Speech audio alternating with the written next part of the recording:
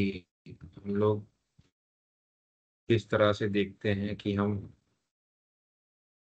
Plants को कैसे देखते हैं।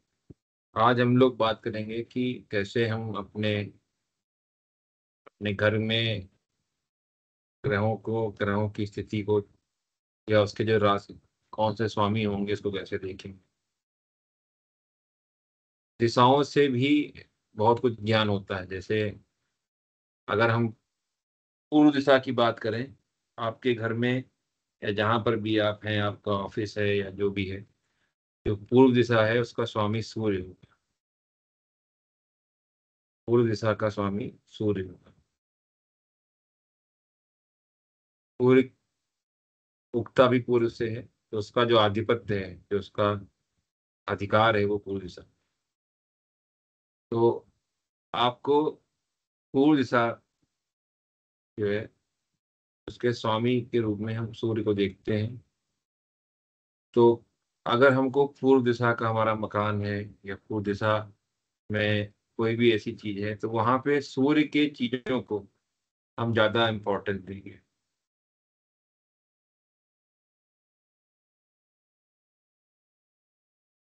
दक्षिण जो है, साउथ, साउथ का स्वामी मंगल है। वहां का स्वामी मंगल। साउथ को हम लोग जो है साउथ फेसिंग करके खाना भी नहीं खाते हैं, उसको अशुभ माना जाता है। और अपने पैरों को भी साउथ की तरफ नहीं करते।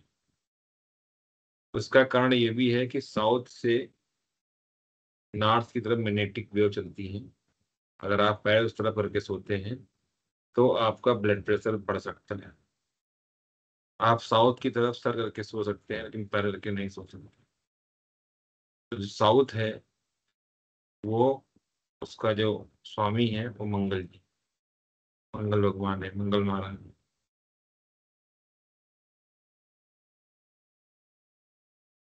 उत्तर दिशा का स्वामी, उत्तर दिशा का स्वामी बुध है। और पश्चिम दिशा का स्वामी शनि है।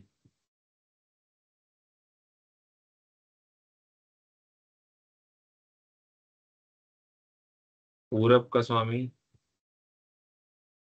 सूर्य है, और सूर्य के जस्ट सामने पूरब, पश्चिम, पश्चिम मतलब शनि, वहां पे शनि है। ठीक है। आपके उत्तर का स्वामी बुध है, और दक्षिण का स्वामी, अगर आप ऐसे देखेंगे तो पूरब के जस्ट अपोजिट हुआ पश्चिम। सूर्य का शत्रु जो है वो कौन है?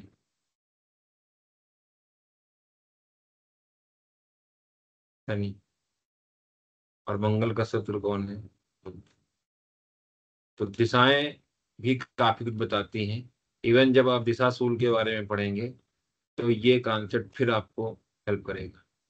दिशा सूल का मतलब है कि किस दिन, अगर उस दिशा में हम जाते हैं तो उस दिशा में जाने पे हमें कष्ट मिल सकता है। जैसे पूर्व दिशा में हमको किस दिन नहीं जाना चाहिए, इसका खोजिए, खोज के बताइए कि किस दिन हमको पूर्व दिशा में नहीं जाना चाहिए। या दक्षिण दिशा में हमें किस दिन नहीं जाना चाहिए, इसको दिशा सूल बोलते हैं। इसका मतलब है कि आपका जो घर है, या आपका जो भी स्थान है, वहां पे चार दिशाएं सिद्ध हो गई: पूरब, पश्चिम, उत्तर और दक्षिण। आपके चार प्लेनेट के बारे में हमको पता चल गया। ठीक है। अब हमको देखने हैं, हमारे पास प्लेनेट है 9। फिर आप उनके जो कोण हैं, उन कोण पे ध्यान दीजिए। ईशान कोण के बारे में आप जानते होंगे। ईशान कोण इधर का हिस्सा होगा।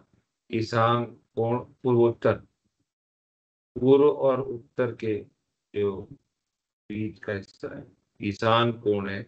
उसका जो राशि के स्वामी, मतलब उस दिशा के स्वामी है, वो बृहस्पति भगवान है, गुरु भगवान है। किन्हीं किन्हीं ज्योतिषियों ने वहां पे ईशान दिशा के स्वामी केतु को भी माना है। तो बृहस्पति तो है ही है, केतु को ही। अब बात आती है वायव्य कोण की। वायव्य कोण जो है, वायव्य कोण जो है वो आपका उत्तर और पश्चिम, उत्तर पश्चिम की दिशा को वायव्य कोण बोलते हैं। और वहां का स्वामी चंद्रमा है, वहां का स्वामी चंद्रमा है। अग्निकोण, अग्निकोण आपका क्या हुआ जाकर, पूरब और दक्षिण के जो बीच का कोना, मतलब जिस बीच का हिस्सा है वो अग्निकोण है, उसका स्वामी शुक्र है। आखिरी बचा है दक्षिण और पश्चिम, वहां का जो कोण है उसको नैऋत्य बोलते हैं, उसका स्वामी राहु है। अब इसका कैसे यूज किया जाता है वो समझना है। वायव्य वायव्य कोण जो है वो आपका, वहां का स्वामी चंद्रमा है। चंद्रमा लिक्विड का कारक है, तो जो भी लिक्विड आप सामान है, जल तत्व, जल तत्व आपका वायव्य कोण में होना चाहिए। ठीक है। अग्नि कोण में आपके जितना भी रसोई है, मीटर है, या बैटरी चार्जर है, इन्वर्टर है, वो सब होना चाहिए। ईशान कोण में आपका जितना पूजा ध्यान, सब ईशान कोण कि वहां के स्वामी बृहस्पति भगवान। इसी तरह से राहु को हेड या माउथ माना जाता है, जो डिस्पोजल है। अगर किसी भी इंसान का मकान का एंट्रेंस नैऋत्य कोण से, राहु के कोण से, तो शुरुआत में उस घर में खूब पार्टियां, खुशियां और मौज होती है, लेकिन आगे चलकर वही घर बहुत ही कष्ट देने वाला हो। अगर किसी के घर की एंट्रेंस अग्निकोण है, तो अग्निकोण आपका शुक्र का है, तो वहां पे सारा लग्जरी है, तो वो आपको धन दौलत ये सब देता है। ईशान कोण क्योंकि पूजा का है, इसलिए वो हिस्सा खाली रखना ज्यादा उचित माना गया।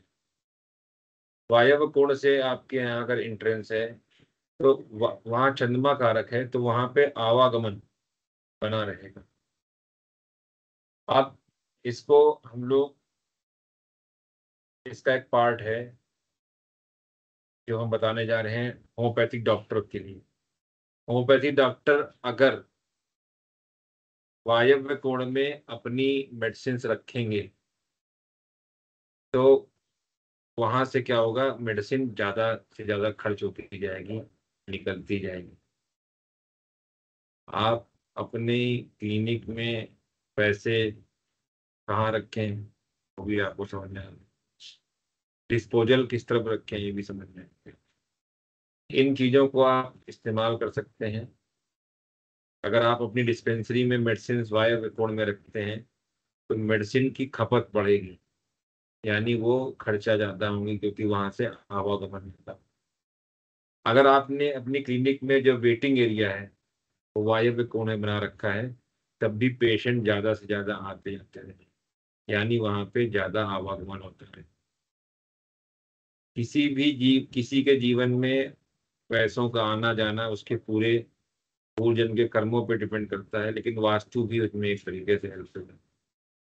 सारा वास्तु ही नहीं काम करता है, आपके पूर्वजन्म के कर्म भी काम करते हैं, आपकी जन्म कुंडली भी काम करती है। सब कुल मिला के होलिस्टिक अप्रोच है, एक सिंगल एस्पेक्ट से हम चीजों को नहीं देख सकते। तो ये बहुत ही इम्पोर्टेंट चीज है, इसको मैंने बताया। और धन्यवाद। तो फिर आगे चर्चा करेंगे।